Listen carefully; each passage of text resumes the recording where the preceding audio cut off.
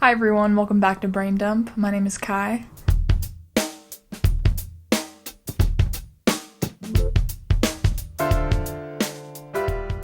And this is a show where I talk about pretty much whatever the fuck I want to talk about. Just want to preface, per usual, I'm not a mental health professional. I'm just a 21-year-old that struggled with mental health pretty much my whole life, and I'm just here to share my personal experiences with these topics. So, guys, if I'm being honest, I am so emotionally drained right now. Like, I don't remember the last time I felt so, exhausted. Oh my god, we're not doing this again. The camera needs to focus. Okay. I just feel so tired, emotionally and mentally. Like, my living situation right now isn't ideal. And having to deal with people that have narcissistic tendencies can be so draining, and it just makes you want to change their behavior, because when you meet someone like that or you interact with someone like that, you want to change their behavior. Maybe that's just me. I know a lot of people could probably relate to that, but maybe not everyone. I'm a fixer. I like things to be smooth sailing, and when things aren't, I like to resolve. So with this person, I've been trying to just constantly change their behavior, and I would find myself only having arguments with this person and not conversations. So I would preface conversations, because this person always had to turn it into an argument. I would preface the conversation with, I'm not trying to start an argument. Can we please get along? Here's what I have to say. And that's what I would say, because I knew that if I wouldn't say that, it would become an argument. And it became an argument anyway. Like, no matter what I said, if I prefaced it, if I didn't, it would always end up with him exploding. And he needs to read The Let Them Theory by Mel Robbins, because oh my god, it's not that big of a deal. And I'm trying to change my response to the behavior, because I know that I can't change his behavior. And maybe that whole me saying I'm not trying to start an argument is me in a way trying to change his behavior. And I didn't realize that until me and my therapist talked about that today. But for a long time, I had the same response to the stimuli, which was people with narcissistic tendencies, because I grew up with my father, which I'm not even gonna get started on that. But I think that when I'm dealing with this person in the present, it takes me back to dealing with my dad, because right now, if I'm being honest, I feel like I'm living with my dad. I feel like I'm living with my verbally abusive dad, and I thought that I would never have to do that again, but I am, and I really have no option. I can't move out. I have 2 car payments. I'm going to school. I can't afford to move out. That's just not an option for me in the foreseeable future at all.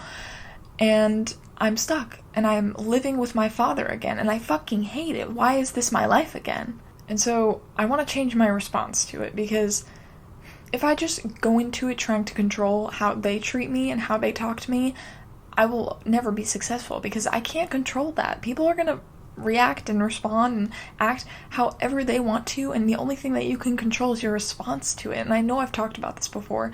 It's so important, because the behavior is the language. If you want to communicate a silent boundary, walk away. My therapist, I love my therapist, you guys.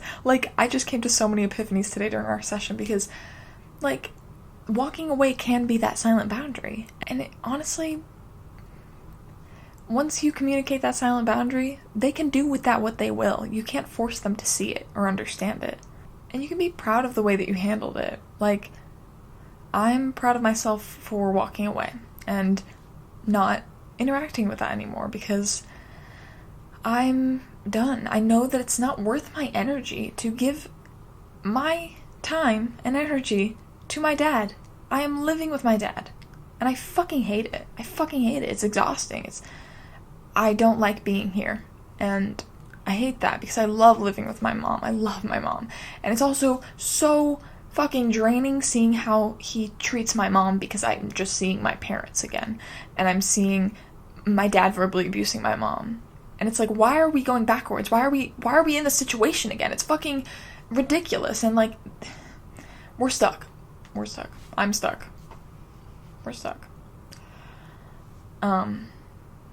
I think I've continuously wanted to save him, because he doesn't do anything to help himself, and it's frustrating. But I can't save everyone. I can't. And I think I've wasted a lot of my energy and time just trying to make people see the way I see things. And that can become extremely exhausting. And I've realized that. Like, I've been kind of bottling things up the past few weeks with this person because I've just wanted them to change. And I kind of had a crash out moment today at work. Like, oh shit, I've been bottling this up and now it's come to a breaking point and I can't hold it in any longer. Had a good cry with some of my coworkers. It was great. With this, I'm trying to validate my feelings because it's important to tell yourself that it's okay that you feel this way and it makes sense that you feel this way. Like, just simply stating the facts and connecting those dots. Like, I'm feeling upset.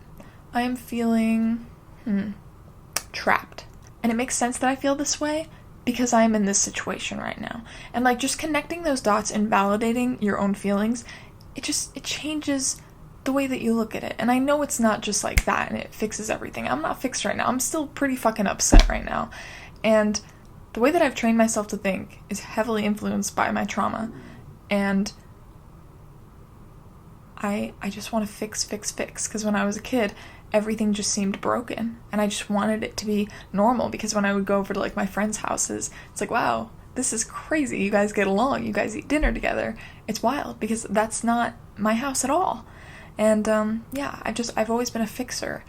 And when you're dealing with someone with narcissistic tendencies, it's impossible to fix it because they see the world the way that they see it. And there's no way that I can see the world the way that this man sees it because I'm not selfish like that. He is so extremely selfish. And it's so frustrating because I know he has a good heart, but he's choosing to treat people like shit. Treat his family like shit.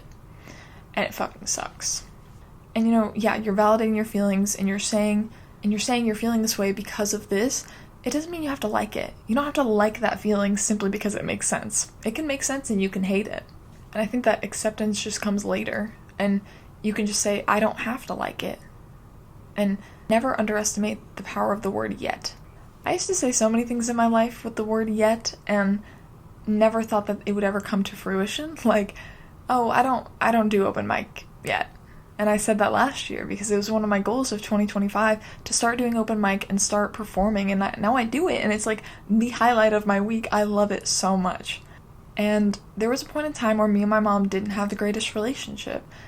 And I can look back on that and say, I don't have a good relationship with her yet. And it's like, if I were to use that language in the past with myself, because the language that you use with yourself is very important. And I just feel like if I use that language with myself back then, like when me and my mom were like in a rough patch and I never thought that we were going to have a good relationship ever again, I feel like it would change, how stressed I was about it. Like, we don't have a good relationship yet. That just gives me that motivation to reach towards that. And I don't know. It just feels good when you can look back at a time where you said this isn't happening yet and then now you're doing it and it feels good because it was a goal. That's about it. Guys, I'm just like feeling really drained today and I hate it, but tomorrow's gonna be a new day and tomorrow is karaoke. And dude, I love karaoke. It's so much fun. So yeah. Okay. Book of the week. You guys are going to be so proud of me. I am almost done with Ward D by Frida McFadden. I think I have like 50 pages left. Guys, I've been reading again. This is amazing. I was going back on my Goodreads because I was like, I wonder when the last time I read a full book was. It was April. April? May, June, July. I went like a full 3 months without reading. That's like insane because I think about the like amount I was reading this time last year. Crazy. But then again, that's me comparing myself to another version of myself and that's not fair. So, I'm glad I'm reading again. It does feel good, and I've been playing a lot of Sudoku, and I got this math puzzle. Math, I know, crazy. It's like fucking simple math, but it's just like a little crossword to do math. I like a brain game. It makes me feel like I'm getting something accomplished. So, let's get to Songs of the Week.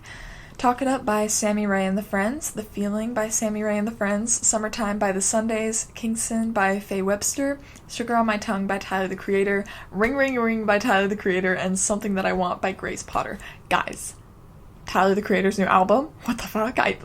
Did he even announce that? I feel Chromacopia came out in October, right? When the fuck? Guys, I'm just saying, he puts out banger after banger. So good. Anyway, that's all I got. I really have nothing else to say. I'm so tired. I'm probably going to take a nap. Usually after I record these podcasts, I edit it right away. I have zero energy to do that. So this will probably get posted tomorrow. But, yeah. Anyway, thanks for listening and watching. I appreciate you. And remember that you are loved, valued, and appreciated in this world. And I love you.